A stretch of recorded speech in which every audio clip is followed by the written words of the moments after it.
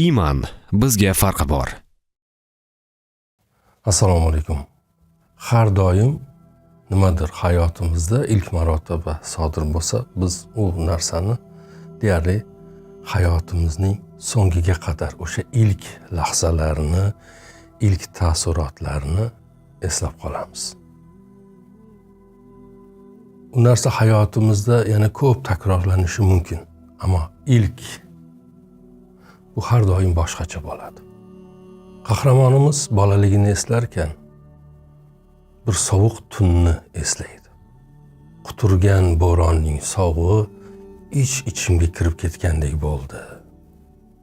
Xizmatkor uxlab yotardi. Uni uyg'otishga nima qilmadim, ko'zim qiymadi.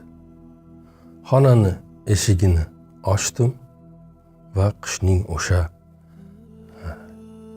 bolaligimizda bo'lardi-yu, shafqatsiz ayozi yuzimga tarsakidek urildi deydi. Bugungi qahramonimiz Omar Sayfiddin bolaligini eslab aytyapti. Biz uni sizga aytib beryapmiz. Deydiki, tahorat oldim va titragancha xonamga qaytdim. Hali tong otmagandi. Derazaga suyandim deydi.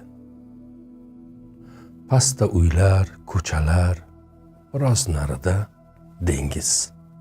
Ularning hammasi go'yoki o'lim uyqusiga ketgandek, jonsiz va qotib qolgandek. Bu o'rta yoshga borgandan keyin, biroz o'tgandan keyin bunaqa narsalarni inson sezishni boshlaydi. Va o'sha ana shu sukunat ichida eski bir masjidning minorasidan deydi, yosh muazzinning ovozi yuksaldi deydi. Bu ovoz o'sha ruhimni titratib, meni 15 yil avvalgi o'sha unutilmas ilk bomdod namoziga olib ketdi deydi. 15 yil avval. O'sha paytlarda juda kichkina edim. Onam dunyoda eng ko'p sevganim va men uchun muqaddas bo'lgan o'sha aziz inson meni ilk marotaba bomdod namoziga uyg'otdi. Ana o'sha ilk namoz o'qigan kunim ham xuddi bugungidek qorli, bo'ronli qish kechalaridan biri edi. Xonamda burchakdagi yozuv stolim ustida ko'zlari yashil edi. Yashil ko'zlari bilan menga mushugim boqib turardi. O'sha tunni xonamni yoritib turgan chiroq u mushukni ko'zimga juda go'zal ko'rsatdi. Onam xuddi tushimdagidek, tushimizga onalarimiz kirib turadi-yu, tushimdagidek yonimga keldi. O'sha nozik, paxtadek yumshoq qo'llari bilan sochlarimni siladi. Har doimgidek chap qoshimning ustidan o'pdi. Dediki, qani Omarjon, tur bolam, dedi. Men endi injiqlik qilyapman, axir dedim, onajon, bu hali tong-ku. Nega meni uyg'otyapsiz? Hali uyquga to'ymadim. Yo'q bolam, vaqt o'tyapti, tur dedi. Meni quchoqlab o'rnimdan turg'izdi. O'sha kichkina, ichi momiq, issiq qiladigan shippagimni kiydim va ko'zimni ishqalab onamni orqasidan nima qildim? Ergashdim. Onamni xonasiga kirganimizda xona issiqqina edi, xuddi jannatdek issiq edi deb eslaydi xotiralarni. Burchakda xuddi chordona qurib olgan mo'ysafiddek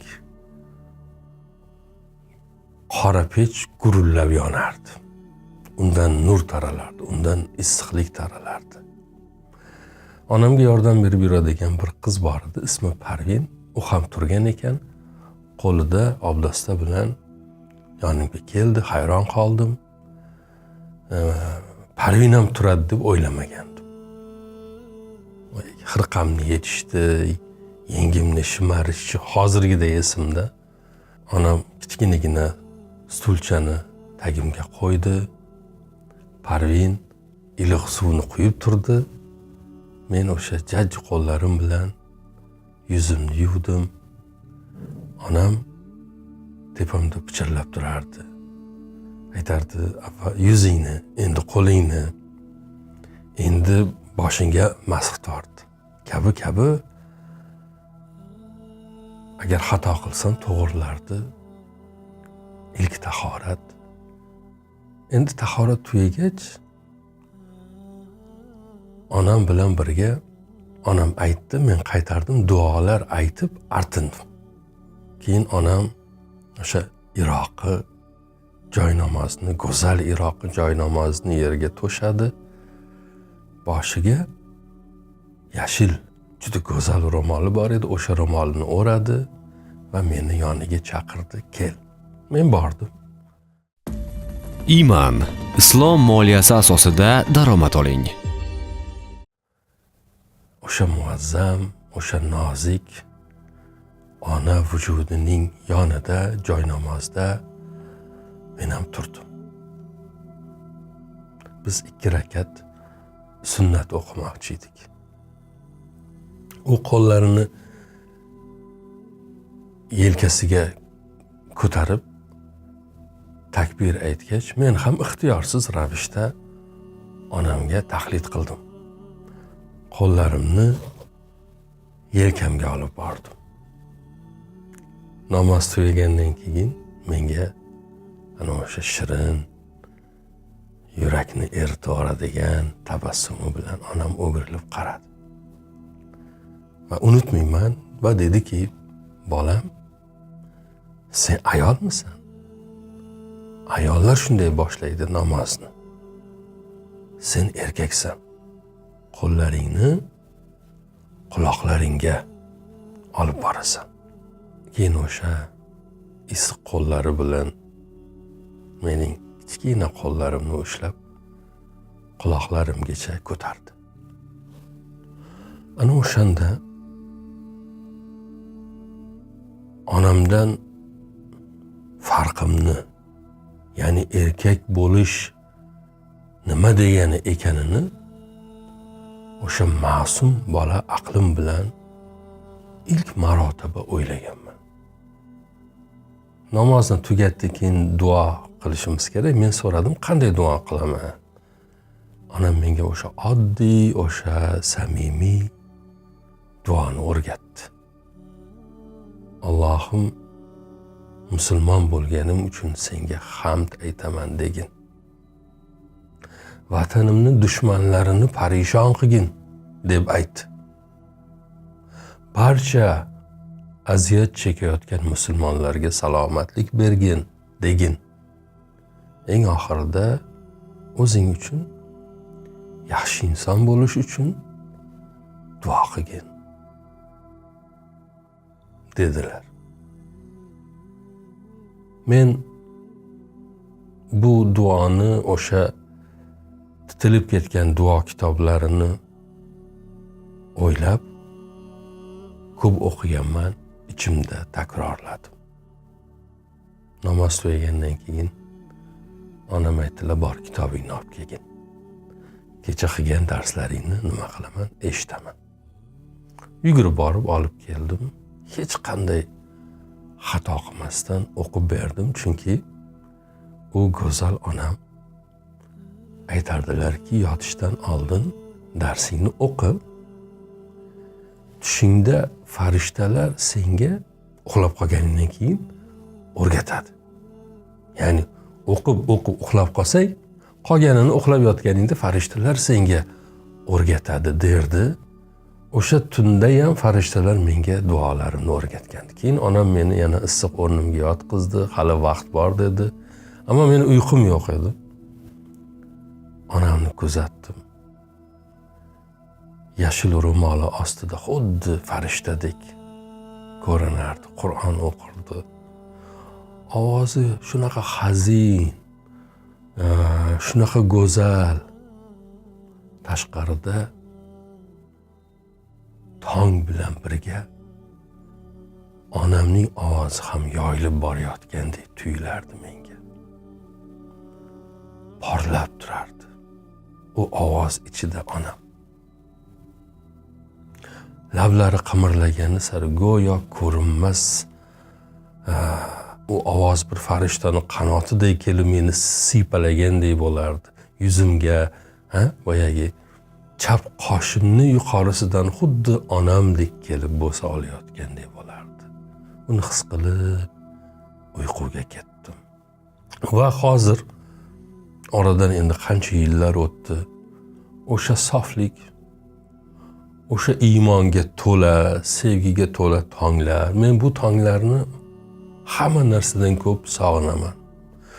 Juda totsiz bir hayot bor, quvonchsiz hayotim bor, muhabbatsiz bir hayot bor. Bu narsalardan, bo'shliqlardan iborat. Ruhim hislar, ma'noli orzular bilan yashashga o'rgangandi.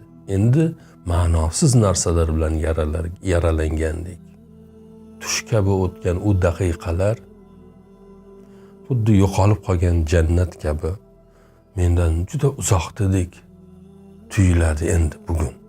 Va hozir xonamning derazasidan bu sovuq tongga qarab hayolimdan shular o'tadi. Hayot naqadar g'arib bir hechlik bo'lib qoldi. Naqadar tez o'tadigan tush bo'lib qoldi deb bir huzun, mahzunlik o'tadi qalbimda. Deb Umar Sayfiddin o'z hikoyasini yakunlaydi. Har doim shunday bo'lish bu bir hukmmi? Ya'ni eng toza narsalarni inson yasharkan hayoti davomida yo'qotib boradimi? O'sha tozaligiday saqlab qolish mumkin emasmi? Nima bo'ladida inson ilk marotaba joy namozga boshini qo'ygandek sajdaga borganda, o'sha lahzalarda his qilgan xushuni, muhabbatni, ishqni borgan sari xiralashayotganini, uzoqlashayotganini, bo'm-bo'sh yotib turishga aylanayotganini, nahotki bu o'zgarmas qonunmi deb o'ylab qolamiz. Hayotda nafaqat namozda, har narsada erishganimiz, qo'lga kiritganimiz, bizniki bo'lgan, uddalaganimiz har narsa borgan sari qadrini, qiymatini yo'qotib borayotgandek his qilamiz. Men buni bunday qilsak o'sha shu saqlanib qoladi, bunday qilish kerak. Men buni bilmayman, lekin bilgan narsam shu. Balki shu muhabbatni ham, shu ishqni, joy namoz ustidagi xushuni, u holni, u go'zalligicha qolishi uchun ham balki yolvorib duo qilish kerakdir, istash kerakdir. Masalan, bomdodga turaman debmas, Robbim bomdodga turg'izgin. Xushu bilan namoz o'qiyman endi debmas, Allohim qalbimga xushuni qaytargin. Men uni qilaman, men buni qilaman debmas, Allohim bu ishlarda madadkor bo'lgin. Samimiyatim bilan qilishga, xolis bo'lishga, rost bo'lishga yordam bergin. Kirlanib, qalbi kasallanib qoladigan lardan bo'lishdan omonda asragin. Zulm qilishdan, zulm qiluvchilardan bo'lishdan meni himoya qilgin. Halim, rost, rozi bandalaringdan qilgin deb balki ko'p duo qilishimiz kerakdir. Yaxshi do'stlar, bugun aytmoqchi bo'lganlarim shu. Aziz boshingiz omon, yo'llaringiz ravon, Yaratganning doimo panohida bo'ling. Assalomu alaykum va rahmatullohi va barakatuh. Iman, islom moliyasi asosida daromad oling.